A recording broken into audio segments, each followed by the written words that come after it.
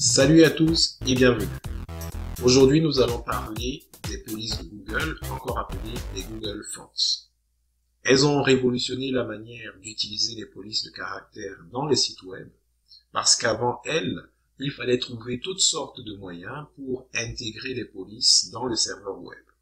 À partir du moment où les polices de Google se sont imposées, il n'était plus nécessaire d'héberger soi-même d'une manière quelconque les polices. Il suffisait d'y faire référence, et puis elles apparaissaient, un peu comme par magie, sur nos compositions web. Alors, tant qu'on reste sur le web, c'est plus ou moins facile. Mais que se passe-t-il si on voudrait garder la consistance, si on voudrait garder la cohérence sur des supports autres que le web, tels que les cartes de visite, les papiers en tête ou autres documents? On peut toujours se rendre sur le site de Google Fonts et puis récupérer une à une les polices qui servent à notre projet. Mais dans le cas où on voudrait toutes les avoir à portée de clic, ça peut devenir vite fastidieux, étant donné qu'il y a plusieurs centaines de polices qui sont disponibles dans le répertoire. Aujourd'hui, nous allons voir comment est-ce qu'on peut le faire pour les récupérer sur un ordinateur local et les utiliser à notre guise. Première chose, il faut bien sûr être connecté à Internet. Ensuite, il faudrait se rendre sur un dépôt GitHub consacré aux polices Google.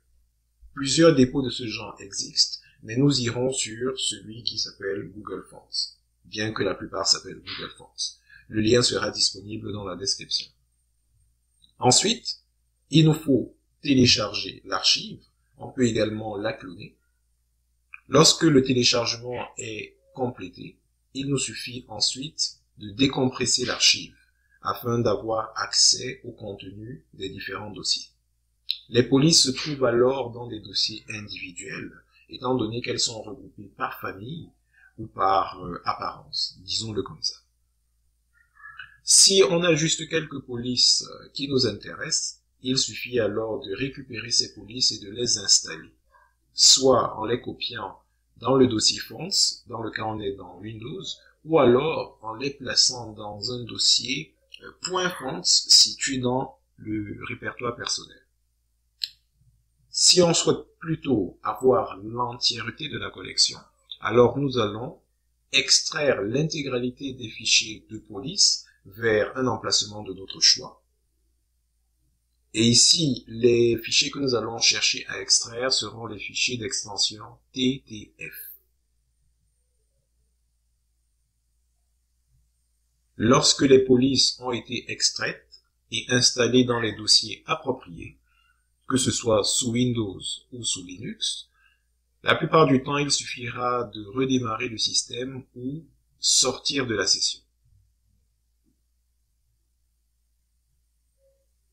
Et après, il ne reste plus qu'à utiliser les polices dans la composition de notre choix, qu'elles soient web, papier ou autre.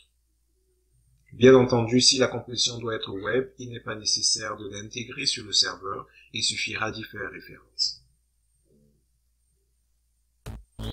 Et voilà, c'est tout.